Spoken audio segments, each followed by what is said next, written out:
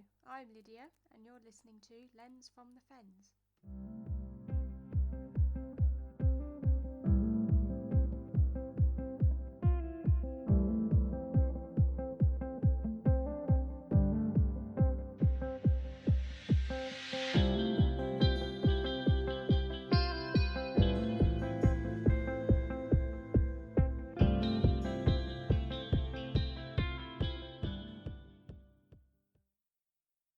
Hello everybody, welcome to another episode for Lens from the Fens. I'll just do a little announcement now. What I plan to do is to split up my podcast into seasons, just so I have a bit of extra time to record additional episodes where I'm out and about, so going to local reserves or somewhere a bit further afield for the day, still within the Fens most likely, but it's just so I can make this podcast a bit more interactive and to take you with me as things happen, and then result in that I will be able to have more recent images that I can then show through my Facebook and my Instagram page. So for this episode I will be reliving some stories behind some of my favourite images where I photographed certain subjects for the first time. There's quite a lot to choose from, especially that I am always wanting to go to different places depending on what wildlife or species are within that area. So it's just nice to be able to go back and recount how those images came around, what the weather was like, what else was seen, and my initial process for taking those images. So my first story that I'll talk about is the first time that I saw and photographed my first ever kingfisher. So these are delightful little birds and I'm very lucky to see them on more than one occasion over the past couple of years. But the first time I actually saw one for the first time was at a place called Lattersea Nature Reserve, which is on the outskirts of Peterborough. So again, it's quite local, and it was actually, I think, the first time I went there. So I've been a couple of times and this was the first time that I went. So there's wooden footpaths that are laid out across small ponds, and there's a railway line on the opposite side. So I was there for a good couple of hours, but the first time I got there, before I got to the main ponded area where all the reeds were, I actually noticed my first ever common lizard, which was basking on a log. So I did get a photo of that as well, and that was really nice to see. And then following around the reed bushes, I was listening out for any other bird calls or any rustling that was occurring within that area. And it was during this time that I occasionally heard a high-pitched note, but it was a bit windy that day, so the rustling of the reeds when they were moving, it sort of drowned out a bit, so I couldn't locate where that noise was coming from. And then it went silent for a bit, and then I could hear the call again quite close by. So I crouched down a bit and I walked carefully along the wooden path with the reeds adjacent to me to my left. And then about 5 metres in to the thick of the reeds, I saw the silhouette of this kingfisher that was perched on like a thick singular branch. So I was really excited just to see it. I mean, I had to whisper my partner over so he could see it as well. But it was stationary for quite some time, so it allowed me to get set up with my camera. I didn't have a tripod, so I just set up with my long lens, and I had quite a lot of details surrounding the kingfisher, just so it give a bit of perspective as to the location of where the kingfisher was. So I took multiple shots of it before it flew up to the other end of the reed bed, and it was just a blue dash, and that was it.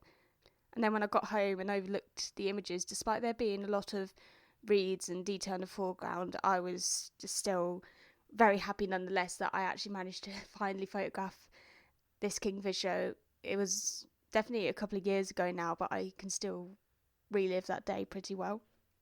So following that, I have had a number of more sightings. My second favourite from that was when, going back to one of my first episodes where I was talking about how I spent some time with a local wildlife photographer, Nick.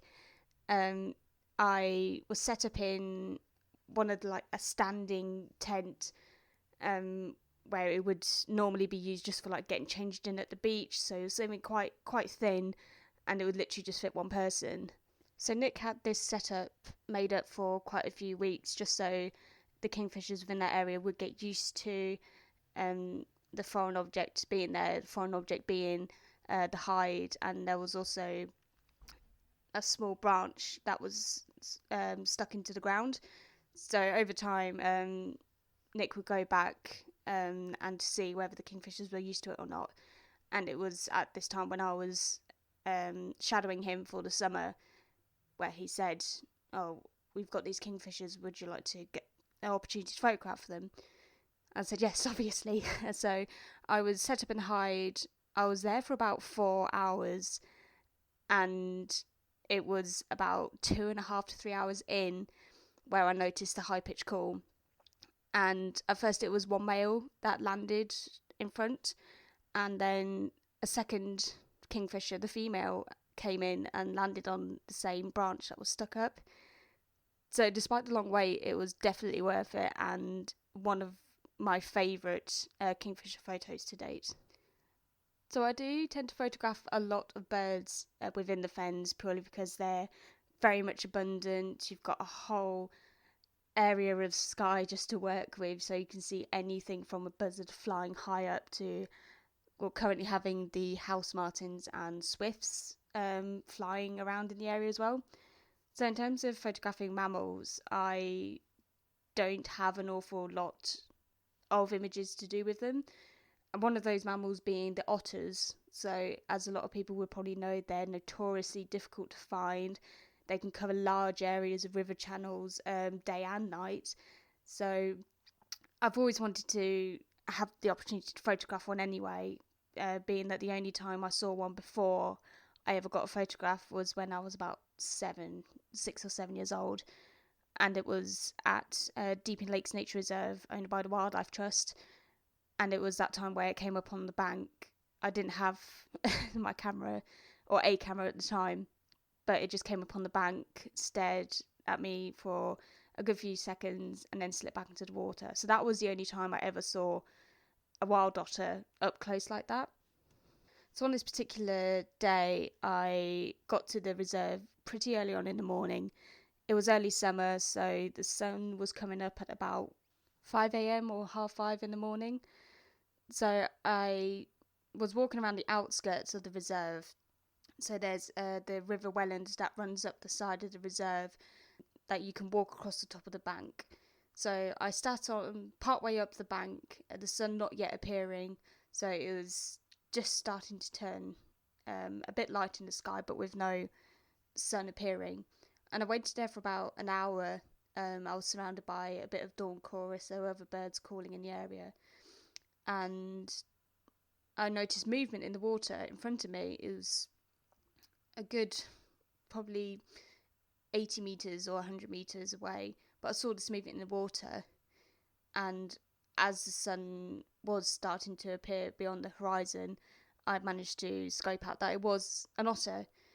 So I did have a bit of difficulty with the light being so poor. I did struggle with noise, but what happened was the otter, it had something in its mouth. I wasn't sure what it was at the time. It looked white, so at first I thought, oh, like, is it a swan? Like, unbelievably, it did resemble like the shape and the colour of a swan, but I couldn't get any other idea on it because the otter just had this white figure like in its mouth, and it was swimming away with it. It swam across the length of the river, the width of the river, to the other side, and it saw me. It stared at me for some time, and that was where I managed to get some images of it looking at my direction. But yeah, despite the light being poor, I was still really pleased that I actually managed to get my first images of a wild otter that was local. It was not even 10 minutes up from my house. I would love to get more images of the otters that are local to me, and I think with the initial announcement of doing seasons for my podcast, it would give me the opportunity to go out multiple times, and then if I can get images of the otter or other otters, then I'll be able to relive it, and you can be there with me when I've seen them and I've photographed them. So it would be great if I could get at least some more images of this amazing animal. So as well as otters being notoriously difficult to find, there's also the deer species. But in recent, or definitely in the last year, I've had a lot more regular sightings near to where I live. So I'd often see them when I'm travelling to work in the morning. They'd be crossing over the back roads, across farmers' fields, and I would have them, or I would see them going into quite late at night. I remember travelling back from work one day and there was a whole herd of roe deer and they were just crossing the road in front. So I slowed right down to allow all the others to cross. So they can move at day and at night. So again, they cover quite large areas, either in groups or as individuals. So for this particular time, I again travelled to Deeping Lakes Nature Reserve. It's quite a spring evening. I went to the woodland area, which is to the furthest end of the reserve away from the car park. And I often walk through there quite slow to be sure that I'm not too loud for either any birds or any mammals that are nearby.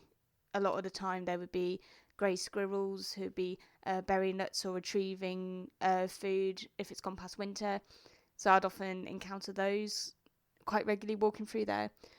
And then there was also times where there had been owls within the area, and there was also the same area where I photographed or saw my first ever tree creeper. So there's always something to see within that area.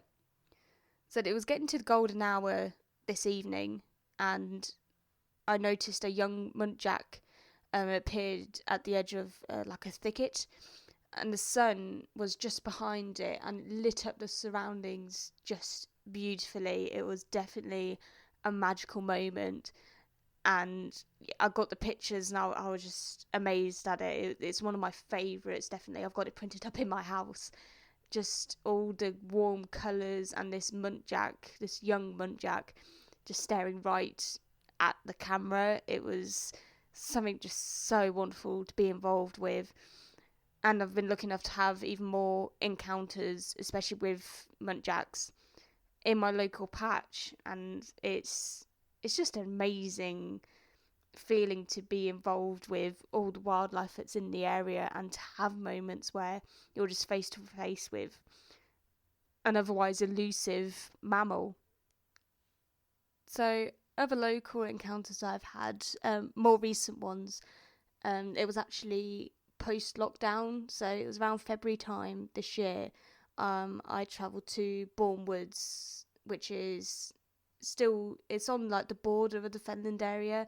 I used to go there quite a lot when I was younger, and I have noticed the variety of species of animal and bird that live there. And it's about 20 minutes from home, so again, still quite local. And me and my partner, we arrived in the car. As soon as we got out the car, we heard the call of jays, and I used to see them from quite a far distance, but at this point in time, these two jays appeared to the edge of the tree line just behind us, and they were coming down for some of the food that was laid out at the local bird feeders near like a picnic area. So they're a bit distant to begin with, but I did manage to get some pictures of them in the trees just before they flew off elsewhere.